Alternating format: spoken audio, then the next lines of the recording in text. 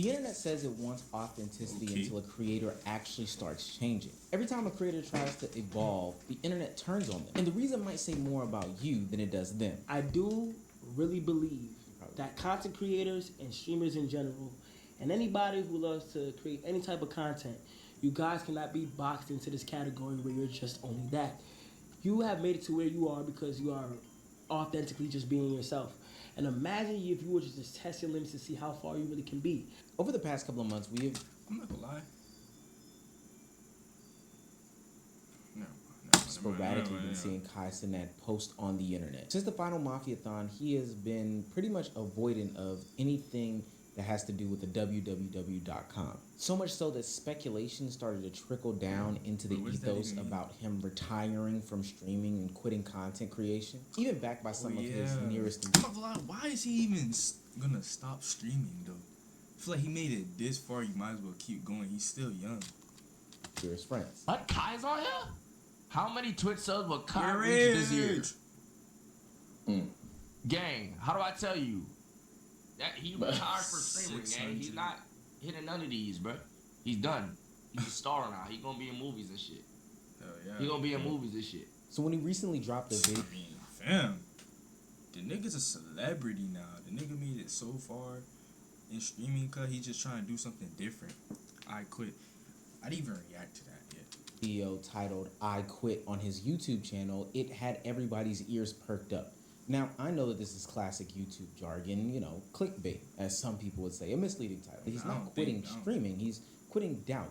He's quitting that box. You know, 2 monitors, a chat, reactions, and one version of himself that everybody has. He's choosing growth over comfort, and that's very rare in the streaming industry. If you haven't already, please make sure you hit that subscribe button. It goes a long way for this channel. If you don't subscribe, how can I stay unemployed to feed you unemployed news? It just makes sense. Now, back to the video. For the past 6 or 7 years, Cenat has been streaming. He's been connected to content, and his whole life has revolved around it, formulating this blueprint that was repeatable. Doing something, but not really creating. You see, streaming is what he does. I think he was creating like the different types of mafia-thons that he had, like in the big mansion, 1, 2. I think third one was in the mansion, but the first 2 were good. 3, I feel like, and that grabbed a lot of people's attention too. Creating is what he's becoming, and this is a concept that he's definitely struggled with. I know at times, usually I'm able to handle a lot of stuff by myself and find ways through it. But I just needed some advice on just pursuing life and goals that I have to like how to find the confidence and the real commitment to pursue them. Because usually at the times I've achieved so much and I've been able to knock down goals I always wanted to do, and my mindset in my head, it's just like a lot of self-doubt. I'm not even depressed. I'm not sad. It's just for some reason I'm having like a lot of self-doubt because it's out of fear of stepping back from what I'm primarily known for, which is content creation, and pursuing another goal. I think this statement rings true for just about anybody. Growth usually starts where confidence and comfortability ends, and that's where doubt replaces it. We've all experienced it before. You read those interview questions 10 times in the mirror. You've went and adjusted that tie or looked at your stockings 16 times, knowing that nothing is really wrong, but you know, you don't want to face the world with any sort of imperfection. You read and reread, you write and you rewrite because you doubt who you are and what you are about to present to a bunch of people. And Cenat is no different. He is vulnerably and openly talking about the different endeavors that he's about to, you know, launch himself into. Movies, acting, fashion, and everything else. It's the opportunity. See, now at that point, I just don't get why he would be getting hate for trying to step out of something he's been doing for a long time and going to another category of like things. Like he wanted to make a clothing brand, bro. That's something different. Like he wants to do something different. I feel like he shouldn't be getting hate for that. To just express a lot of things that's been going on in my life, but like this is Kai behind just the streams. and I want to do it the right way. Like I'm not. This is not me slapping my name on any brand and Well, I can see. and and trying to money grab and shit. I want to build this community. You have to know who your audience is. Yeah. You have to know who those people who are gonna support you in the beginning, because those people also gonna grow with you. Mm-hmm. The people who've been watching you for how long you been streaming? 5 years? Like 4 or 5, yeah. Right. So if they start watching you when they was 9, they 14 now. Mm-hmm. You know what I mean? And for the next 5 years, then they're gonna be 19. Mm-hmm. So they grow with you, and then their economics are gonna grow with you too. Mm-hmm. Right. So Right. and that's fine. Y'all grow together. Mm-hmm. You know. Now, most people probably think that this is a positive change, but by God, the internet is reacting so negatively to the new Cenat. It's actually kind of ridiculous. Finding hobbies and going into new ventures, learning these things in these Niggas grow up, it's a problem. Damn. Yo. crafts and not just slapping your name on a product. Learning how to write and read better on a daily basis, which can help you speak better.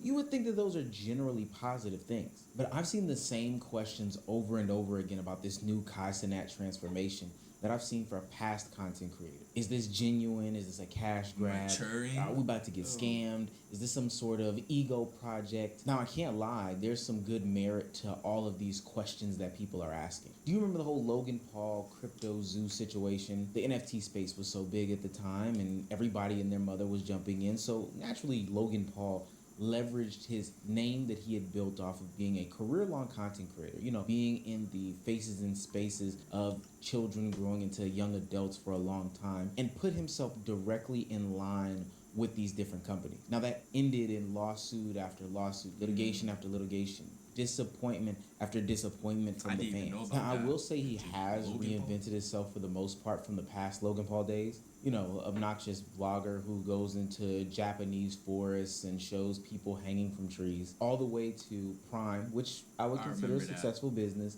WWE star, philanthropist, entrepreneur, all these different things. And even though the skepticism is valid, it's amazing how no matter how successful he is or how genuine some of these newer endeavors might be, people will always assume the bad first. And hell, you could even say the same thing about his brother, who people feel like is scamming the boxing industry. Now, for what it's worth, Come here, boy. Cenat is not either of the Paul brothers, That is but that a doesn't knockout. change the sentiment shared by the internet. Streamer launching some fashion brand sounds familiar, and they're not necessarily reacting to Cenat, but they're reacting to history. They're reacting to other creators doing this same song and dance. Y'all see Cenat when he got his award? It was very telling what he said. He said, I have goals to be a fashion designer and have my own fashion brand. I have goals to write and direct movies. Okay. I told Terrell, it seemed like watching like a 5th grader talk about what they want to be when they grow up. And this is no slight to bro. But the reason why I talk about these streamers in this way is your goals don't even align with what you're doing now. What does that have to do with anything? It's a goal. What is he talking about? Your goals don't even align with what they're doing. Why does your goals have to align with what they're doing now? It's still a goal at the end of the day, and he's already achieved his first goal, so he's on to the next. What's so hard to get about that? Your goals are the same goals as everybody starting from zero, which to me make me feel like streaming is your launch pad. When you look at these people that get famous for one thing, and then they get up there and say, I want to do that or that, or I think I want to go this way. It's not that we don't know if you grew up and wanted to do that, right? But it does call into question what you're passionate about. Do you want to get into acting because you're passionate about being a part of these projects? Or do you want to get into acting because it's the best thing to do with your status? You know what I mean? It's the best thing for you to do next. And you have status now, so you might as well take your status and sell a movie ticket. That's all. What the fuck is he even talking about? It's like he just putting in a whole bunch of what ifs. Everything that he's saying right now, he's just saying what ifs. Like, what are you talking about? Everything you're saying now is literally bullshit relevant. Always been a recipe for people. Oh, I think I'm gonna go into movies. Now that I'm famous, I'm gonna go and be a movie. And you know what that's called? That's called gatekeeping the art. Now, I will say that everyone doesn't share these sentiments. Creators like DDG and Blackboy Max shared the same sentiments as Cenat. And I think it's quite interesting because both of them are rap artists who have also been invalidated by, the different communities for what they've been trying to get into. I know I go through the same shit. I ain't gonna give y'all a little spiel. I talk about this shit every day, man. I really be wanting to just focus on music, but it's just so hard to step away from something that you're so used to.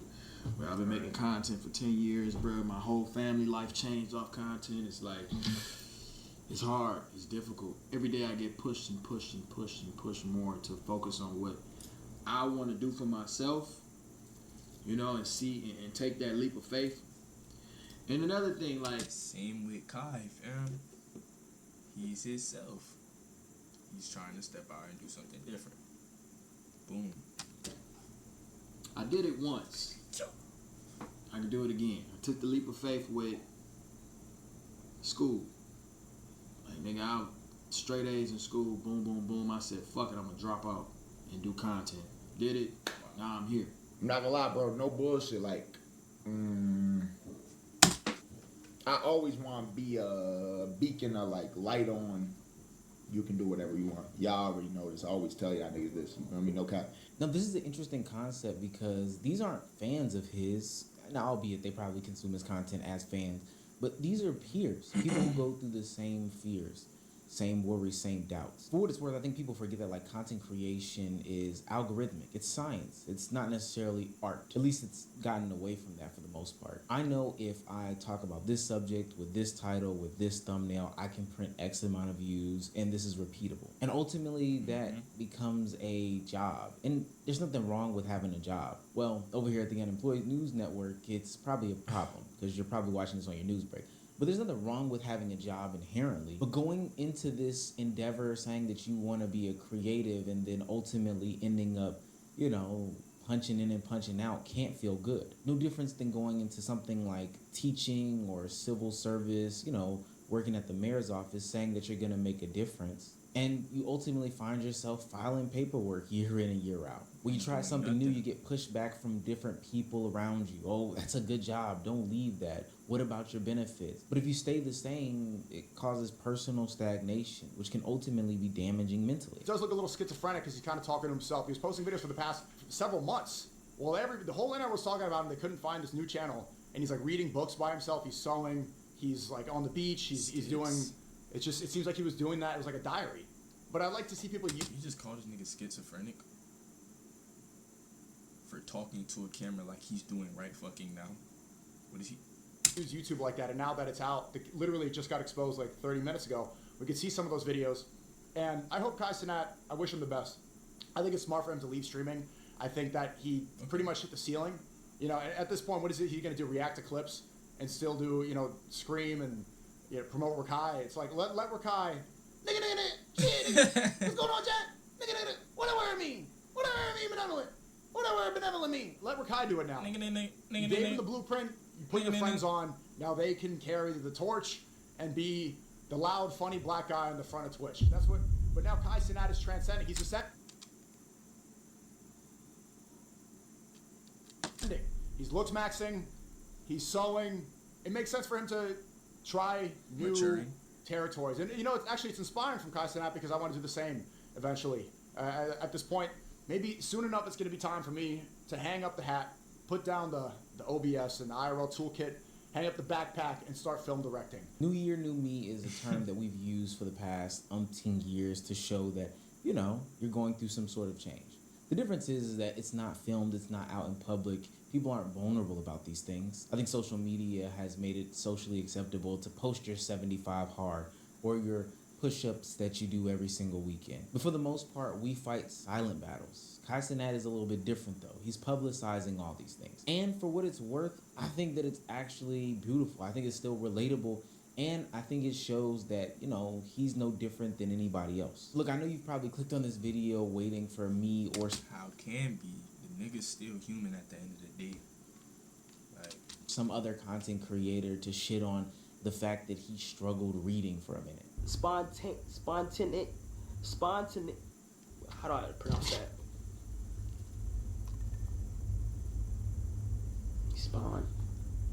Spontaneous? Spontaneity?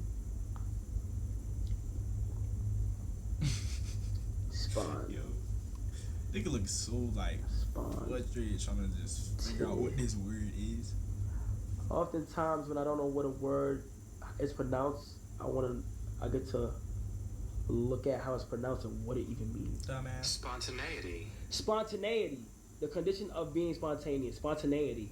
Spontaneity. Spontaneity. But by God, if you are one of the people that is making fun of somebody for literally reading and looking up what 5-syllable words means and how to pronounce them, you've gotta be a loser. No difference than the people that laughed at people like Lizzo for posting her workout videos, laughing at the guy who's struggling for doing 5 push-ups, laughing at the woman for baking the cake that was ultimately not done in the middle. It's technically bullying, for real. Really think about it, it's bullying.